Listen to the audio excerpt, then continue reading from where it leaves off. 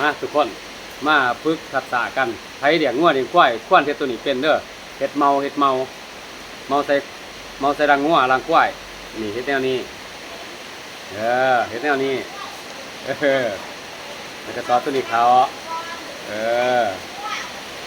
แล้วก็ต่อตัวนี้ก่อนต่อเขาปึ๊บนั่นจากนั้นก็มาดึงเส้นตะกร้องนี่เพิ่นปึ๊บนี่